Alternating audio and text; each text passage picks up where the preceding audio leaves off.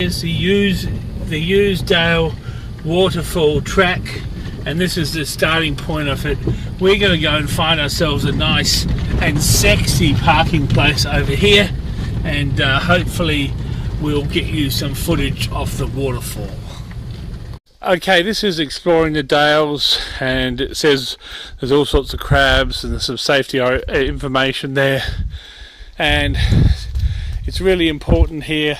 You can have a look at that too if you want to, and yeah, there's little crab friendlies. We'll see a lot more crab friendlies as we go through. There's little fellas scampering everywhere, and there's, this is the boardwalk that goes into the rainforest. Here's a blue crab going into a log. Yeah. Even have to share the path with little rat bags like this one. Look, see? See that the roots of these trees are really twisty. Further up you'll see how they sort of intermingle to form like a swamp. This is a sign about these robber crabs, and this is all often full of water in the wet season. There is a great big robber. Now, a robber is no friend to a blue crab or a red crab, as it can kill either of them and eat either of them. Some people say that the pigmentation in their shell is due to how many red crabs or blue crabs it's eaten. I don't know if that's true or not. They are built like a rock. This is some stuff about the red crab life cycle. It's just started to rain. Because we're in the bottom of the rainforest, we're not getting that much rain, but if it goes much heavier, we'll have to go back. There are all the crab burrows. As I was saying, the lifestyle, these things, they sort of mate in the forest, come down with a big rainfall, or the females go down to the beach, release their eggs. A lot of them drown on the beach too. They go out on the full moon tide, come back in sometime later as a so-called red tide of little crabs, and then they all crawl back up into the forest. Now, this is a section of road where the boardwalk is gone, and you have to walk along, and there's blue crabs and red crabs around here.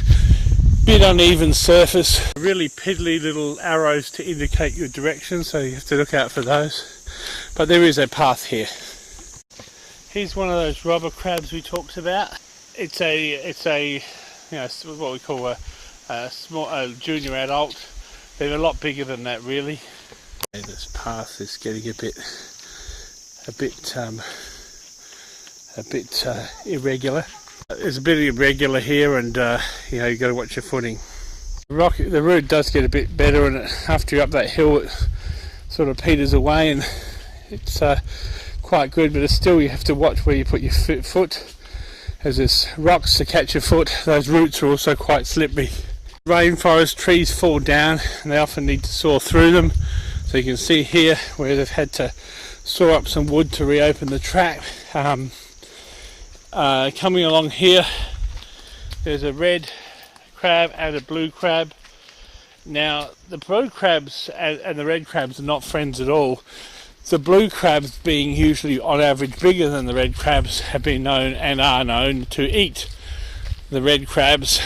Similarly, I guess a red crab could attack a smaller red crab, a blue crab a smaller blue crab, so they're territorial, as well as sometimes they can end up as food stuff. Here is a fork in the road. Andersonsdale, which is almost a kilometre away, which we are not going to today, is another waterfall. Hughesdale is the more heard of, and I can actually hear the running water in the distance. Tahitian chestnuts are the trees that dominate Hughesdale. You can see them down there with their lovely root systems, and you can see this wetland down here, and this is like the World Heritage sort of stuff, because this occurs sort of nowhere else. It's quite beautiful, and I don't think this camera could ever do it justice. Here's another angle of the waterway. This is the blue crabs. They actually have their own, they breed in the fresh water, unlike the red crabs that breed in the ocean. Now you come to the staircase. I call it the staircase of you want to wish you weren't alive. It goes all the way up to the falls, and it's humid here, and you get a little bit short of breath. Okay, down here is the water's coming down from the falls are up there somewhere and cascading down into that valley that we saw down there. See that water's going down, more rocky faces up ahead, the falls are way up there. The blue crab's still around here because it's near the fresh water. Yeah. Waterfall, we're going to go up a little bit closer to it. Wow. Okay, here's the waterfalls. It gets to the end of the path and there's a bit of a dodgy path going across. You can actually go over there and that little crab. Yeah, they're little, and there's some little crabs living in there. We'll have a look at that in a sec. To have a nice shower in these waterfalls, you can sit there, you can sit under the waterfall. A lot of people do. This here are really slippery, so you can only really sort of be in that bit.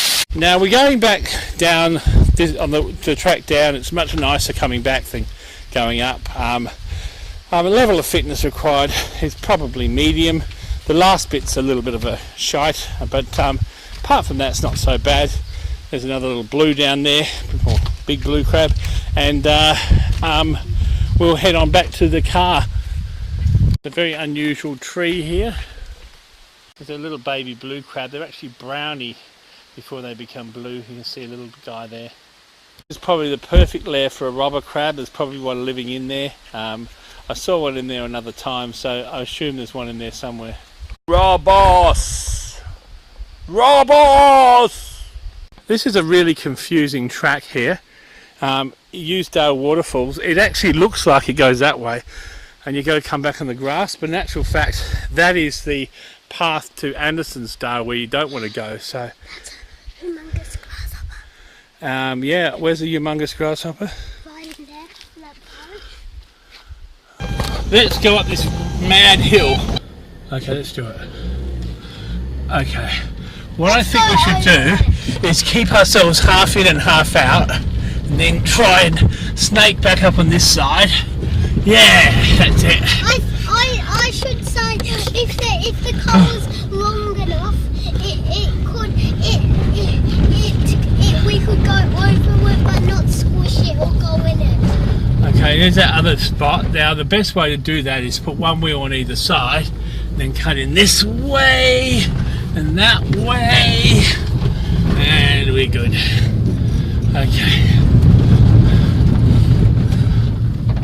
Okay, now there's this other section here where it's a bit rocky, but so I don't have to have a careful. Shower.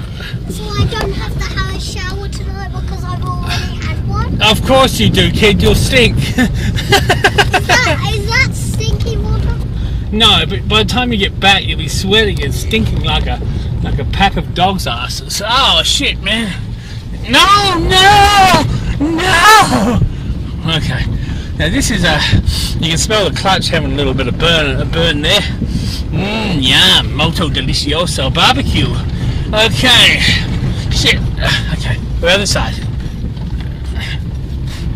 Mosquito trying to get in my face.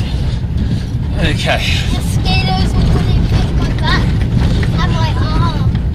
Mosquitoes suck. No. They really do suck. They suck blood. I don't mean that in a bad way. Mosquitoes really do suck. Yeah. As in, why do they suck the blood out your body? Because, get this, it's the women mosquitoes that need it for their eggs. So it's the blood-sucking females. It's a bit like humans, really. Blood-sucking human females. They suck the life out of you. So they can I'm not. Yes, they do. I'm not a female. I know, I didn't call you a female. Mummy's a female. Well, your mummy might be a female. I hope your mummy's a female. Hey, Emerald Dove. Emerald Dove. Hello, Emerald Dove. See? That's an emerald dove. Do you see it? It's emerald. Okay, emerald dove. Tick. We've ticked that off the bird watchers in paradise list. Yeah. Who cares if there's any other birds? At the moment, we're just going to get out of here. Now this is the road closed, and the road gets steadily better from here.